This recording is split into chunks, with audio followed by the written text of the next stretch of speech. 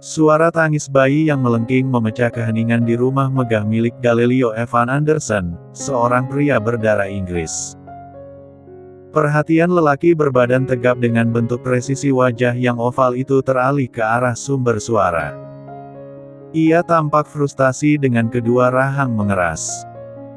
Berani sekali wanita itu meninggalkan bayinya yang baru lahir dan pergi membawa uangku. Aku sudah menggerakkan orang-orang kita untuk menyusuri Las Vegas. Sayangnya kami belum menemukan Nona Anna. Marlon, tangan kanan orang kepercayaan Gail yang juga sahabatnya sedang memeluk bayi mungil dalam dekapannya dengan wajah kewalahan. Sejak tadi ia berusaha menenangkan tangisan bayi dengan segala kelembutan, sama sekali tidak berniat untuk berhenti. "Shh, tenanglah, sayang," bisik Marlon dengan penuh kecemasan sambil mengusap lembut punggung bayi itu. Gail berjalan mendekat dengan sorot mata yang dingin. Auranya penuh intimidasi, menatap wajah malaikat kecil yang memiliki bentuk mata dan bibir sama persis dengannya seolah melihat miniatur dirinya sendiri. "Pastikan kalian menemukannya lebih cepat dan aku sendiri yang membuat jalang itu menerima konsekuensinya." Marlon mengangguk paham, memahami maksud ucapan Gail. Wajah Gail kembali mengeras mendengar tangisan putra kecilnya yang tak kunjung berhenti. "Hentikan tangisannya sekarang juga, beri ia susu," seru Gail dengan nada yang memotong udara, matanya menyala ketika ia menatap Marlon. Marlon sontak menoleh cepat, memandang tajam ke arah Maria, pengasuh yang baru saja ia pekerjakan melalui seleksi ketat untuk mengurus sang bayi. "Berikan ia susu, segera," perintahnya lagi. Dengan gerakan cepat dan efisien, Maria, wanita berusia 40-an itu, sudah mengambil botol susu formula yang telah dipersiapkan sebelumnya dan mengambil alih dari tangan Marlon. Sepi menyelimuti ruangan sesaat, bayi mungil itu menghentikan tangisnya. Namun, kedamaian lantas sirna secepat ia datang. Tidak berapa lama setelah susu di botol habis, tangisan putra Gail kembali pecah lebih keras dari sebelumnya, membelah kesunyian petang. "Ada apa lagi sekarang?" bentak Gail, nadanya penuh rasa frustasi yang dipendam saat ia memandang wajah merah bayinya yang tengah menangis. "Hati." Maria menoleh, berbicara dengan hati. "Maaf, Tuan. Sepertinya si kecil masih belum kenyang. Ia butuh ASI lebih banyak dan..." Umpatan kasar Gail membungkam Maria yang seketika tak berani melanjutkan perkataannya. "Bujuk bayi itu untuk tenang lebih dulu. Pastikan lakukan apa saja agar ia mau diam atau kamu yang akan kena sasaran karena bekerja tidak becus." Maria berdiri sigap, dengan lembut menimang putra Gail sambil mulai menyanyikan sebuah lagu nan merdu yang biasanya menenangkan bayi. Sudut matanya terus mencuri pandang pada Gail, yang wajahnya masih mengeras oleh amarah. "Waktumu tidak kurang dari 24 jam, jika putraku masih saja menangis karena kelaparan, aku akan membuatmu hanya tinggal nama. Memasuki kediamanku itu berarti siap menerima konsekuensi apapun." Tegas Gail dengan nada dingin, tatapan mata lelaki itu tak lepas dari putranya. Kata-kata Gail membuat Maria merasakan kegetiran menegang di tenggorokannya mendengar ancaman yang baru saja terlontar. Dia segera melangkah menjauh dari pandangan Gail, berusaha menyembunyikan gemetar yang dirasakan. Berada dekat dengan Gail sukses membuat kinerja jantung wanita itu mendadak tidak sehat. Marlon menghela napas berat.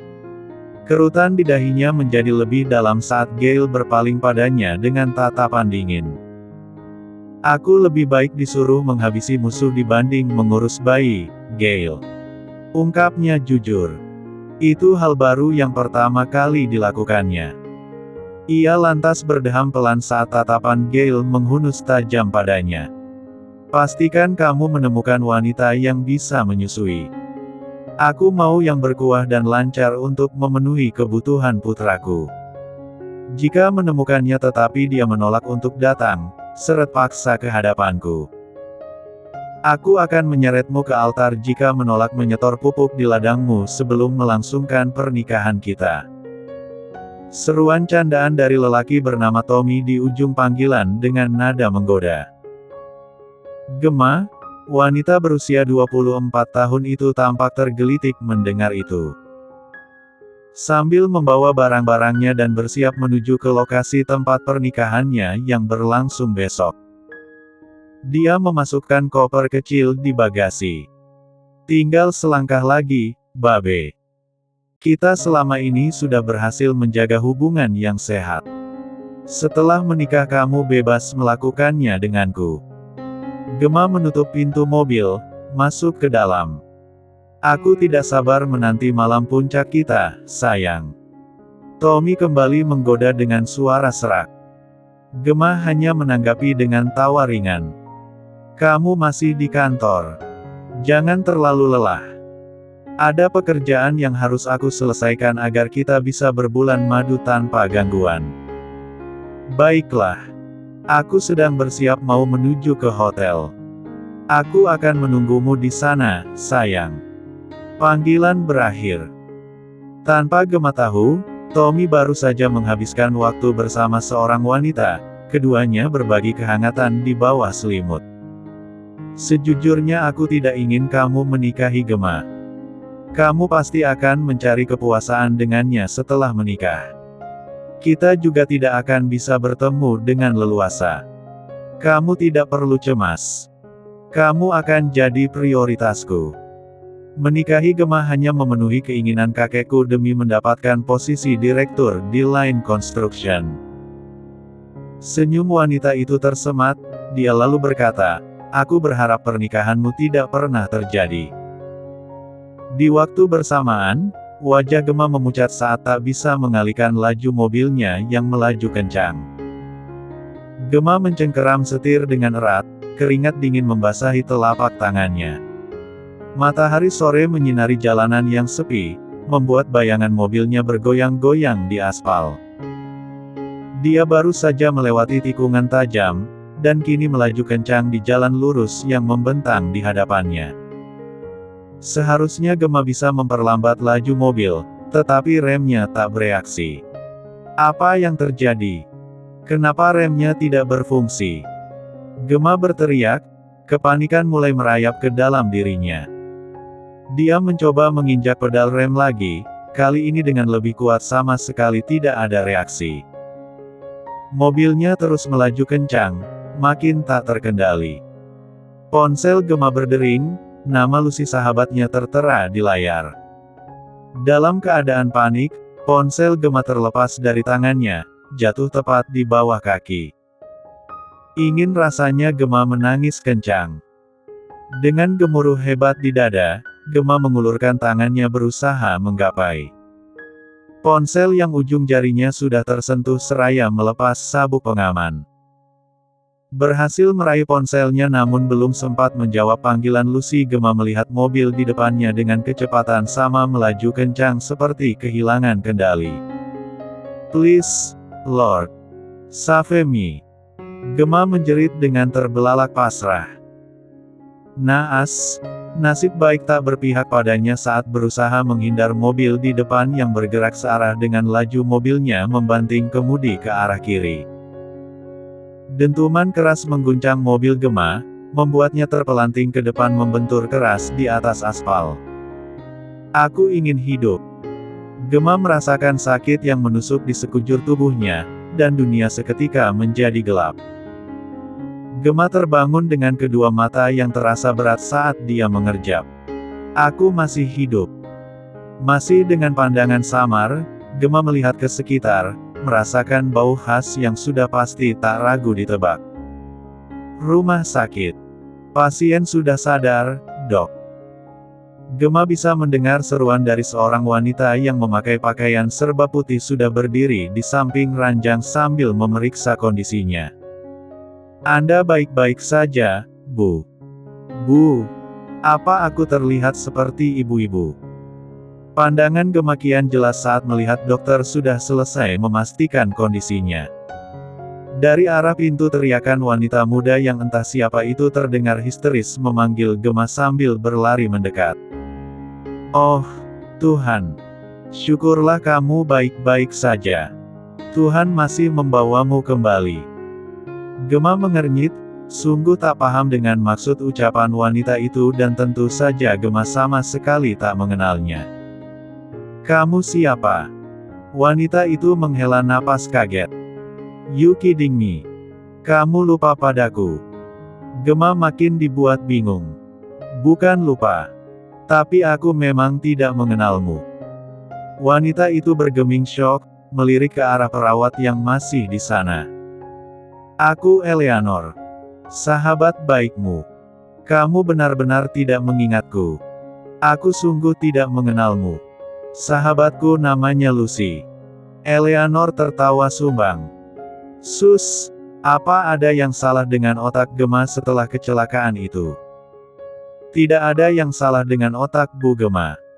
Untunglah dia hanya menabrak pembatas jalan. Sayang sekali korban lainnya tidak selamat dan meninggal di tempat. Mendengar itu, Gema lantas bereaksi. Sebentar, Sus. Apa maksud Anda aku hanya menabrak pembatas jalan? Jelas-jelas aku terlempar keluar ke atas aspal dan saat itu aku merasakan sakit di sekujur tubuhku. Itu bukan Anda. Kepala Anda hanya terbentur di setir kemudi mobil dan pingsan, sedangkan korban lainnya yang seperti Anda katakan, dia terlempar keluar aspal. Napas Gema tercekat. Ada apa denganmu? Bagaimana kamu tahu dia terlempar? Apa kamu melihatnya sebelum pingsan? Tanya Eleanor masih keheranan. Jelas karena aku sendiri yang mengalami itu. Aku bukan pingsan, aku benar-benar terlempar keluar dan... Gema menjeda ucapannya, merasa ada yang salah di sini. Siapa nama korban itu? Brianna Gemini. Seperti ada reruntuhan bangunan yang baru saja menerjang gadis itu. Apa katamu, Sus? Aku Brianna Gemini, bagaimana mungkin? Sepertinya kamu sedang tidak baik-baik saja. Kamu Gema Brianna. Apa kamu masih terpukul karena kehilangan bayimu? Bayi. Aku bahkan belum pernah melakukan hubungan intim dengan Tommy. Bagaimana bisa aku memiliki bayi dan kehilangan? Kamu pasti salah orang. Aku Brianna Gemini. Tegasnya, melepas infus di tangan membiarkan tetesan cairan merah menitik di atas lantai. Gema. Apa kamu sudah tidak waras? Eleanor kembali berseru. Bu Gema, mohon tenanglah. Kondisi Anda belum pulih. Apalagi Anda baru saja melahirkan. Jangan halangi aku, Sus. Kalian salah orang. Aku memang Brianna Gemini dan aku ingin memastikan sendiri. Please, Gema. Pikirkan kondisimu. Kamu tidak dalam keadaan stabil. Kata siapa? Aku besok akan menikah, bagaimana kalian mengatakan kalau aku? Gema membeku, baru saja melihat bayangan wajahnya di cermin saat hendak menggapai pintu. What the fuck? Siapa ini? Tunjuk Gema pada bayangannya di cermin. Eleanor mengusap rambutnya ke belakang, tampak frustasi dengan sikap Gema yang baginya tiba-tiba aneh. Sus, suntikan saja obat penenang dan biarkan dia istirahat. Gema pasti masih syok. Gema menepis pegangan perawat itu dan Eleanor. Dia mendekat ke arah cermin untuk memastikan apa yang dilihatnya. Kenapa wajahku berubah? Ini bukan aku. Aku. Gema menyentuh pipinya lalu menamparkan keras. Dia meringis. Ini bukan mimpi. Apa aku masuk ke dalam tubuh wanita ini? Gema menyugar rambut, tak percaya dengan situasi yang dia alami. Bagaimana bisa aku berakhir di tubuh wanita ini? Gema, please. Kamu buat aku takut. Eleanor berkata sedih, dia sungguh iba dengan keadaan Gema saat ini. Gema tak menghiraukan ucapan Eleanor, dia berbalik lalu mendekati perawat itu. Apa jasadku? Maksudnya jasad Brianna Gemini ada di RS ini. Perawat itu mengangguk. Keluarganya akan membawa pulang untuk dikremasi. Oh, tidak. Itu tidak boleh terjadi. Aku masih hidup dan mereka tidak bisa lakukan itu. Gema berlari keluar dengan cepat. Dia merasakan tubuh itu sangat lemah. Astaga, wanita ini bahkan sangat lemah. Apa dia tidak pernah berolahraga? Gema menggerutu, pandangannya mengedar ke segala arah mencari papan petunjuk. Tak peduli dengan orang-orang yang melihatnya seperti orang linglung. Gema menghentikan langkahnya saat melihat Lucy baru saja lewat. Dia tidak sendiri. Ada Tommy bersamanya. Lucy, Tommy, teriak Gema. Mereka tidak mendengar, keduanya masuk ke dalam lift. Gema berusaha mengejar, sayangnya dia tidak cukup cepat. Memastikan kemana lantai yang akan dituju, Gema memilih menuju lift lain. Sedangkan Eleanor, tak sanggup mengejarnya karena baginya Gema berlari sangat cepat. Dia bahkan bukan pelari dan baru saja melahirkan. Dari mana semua tenaga itu? Pintu lift berdenting, Gema buru-buru keluar, melihat di ujung ruangan sana ada Lucy dan Tommy baru saja masuk. Mereka ke kamar mayat. Gema hendak masuk, langkahnya dicegah petugas yang ada di sana. Anda mau kemana? Anda tidak bisa masuk. Aku mau bertemu dengan dua orang yang baru saja masuk. Aku mengenal mereka dan mereka juga mengenalku. Maaf. Ini hanya bisa dilihat oleh keluarga yang bersangkutan. Pasien seperti Anda harusnya istirahat bukan ada di sini. Mendengar keributan, Tommy melangkah keluar. Ada apa ini? Tommy. Tommy, sayang. Ini aku. Aku Gema. Siapa kamu? Aku bahkan tidak mengenalmu. Potong Tommy dengan tatapan heran. Gema kelimpungan. Dia lupa kalau saat ini dia berada di tubuh orang lain. Aku tahu kamu tidak akan percaya tapi percayalah aku ini. Honey. Suara yang sangat familiar mengalihkan atensi Gema.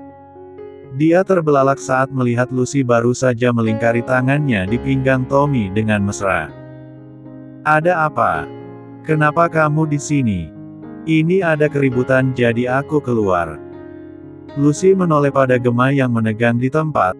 Dia merasa seperti ada batu yang tertahan di tenggorokannya. Siapa wanita ini? Kita tidak punya banyak waktu. Kita harus memakamkan Gema dan mengurus pembatalan pernikahan kalian, kata Lucy dengan bergelayut manja, mengecup pipi Tommy tanpa tahu malu. Tangan Gema terkepal, matanya memerah menahan amarah yang siap meledak. Apa kalian berdua bermain di belakangku? Gema hendak menarik rambut Lucy, dicegah petugas dengan menarik tangan Gema menjauhkannya. Gema merontah, tak terima dipegang. Dasar jalang. Berani-beraninya kamu merebut Tommy dariku. Aku akan menghabisimu. Tommy dan Lucy tampak tercengang.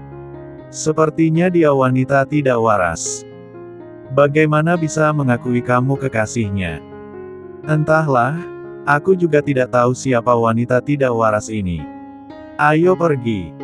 You bastard, Tom. Aku tidak akan memaafkan kalian. Tubuh Gema didorong keras hingga terjatuh di lantai. Dia menangis, merasakan napasnya tercekat dengan sesak yang membelenggu rongga paru-paru. Kalian keterlaluan. Teganya bermain di belakangku dan menari-nari di atas kematianku. Aku tidak akan melupakan ini dan membalas kalian berdua. Sorot mata Gema penuh kebencian. Dia berdiri, mengusap air matanya. Pandangan Gema mengarah tajam pada petugas itu yang bersikap seolah tak acuh. Akan kupastikan itu terjadi. Mungkin ini cara Tuhan menunjukkan padaku siapa kalian sebenarnya. Tunggu dan lihat saja. Gemma berjalan gontai dengan amarah yang menggumpal di dadanya. Gemma, panggil Eleanor dari jauh. Gemma berjalan sempoyongan, menumpu satu tangannya sebagai pijakan di dinding. Tiba-tiba, satu tangan hangat menggapainya lebih dulu saat tubuh Gemma hampir saja terjatuh sebelum Eleanor mendekat. Tak lagi bertenaga, Gemma mendongak mata biru lelaki di hadapannya beradu pandang dengannya. Gemma Brianna. Anda salah orang. Aku Brianna Gemini. Sudut bibir lelaki itu terangkat tipis. Tanpa basa-basi, tubuh Gemma terasa melayang saat ia dengan ringan menggendongnya ala bridal. Hei! Apa-apaan ini? Turunkan aku! Teriak Gemma, histeris. Diam atau tulangmu akan remuk di atas lantai. Napas Gemma tercekat, merasakan aroma mus menusuk indera penciumannya. Siapa pria asing ini? Aku tidak merasakan ada tanda bahaya. Gemma terbelalak saat melihat arah langkah pria itu menuju bukan ke kamar rawatnya. Mau bawa kemana aku?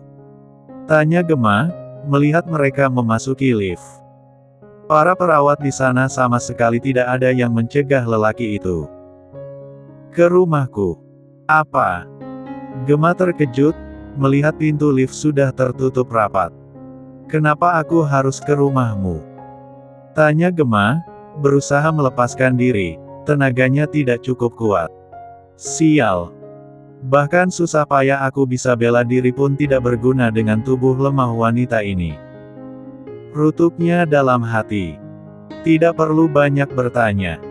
Kamu akan tahu setelah kita sampai.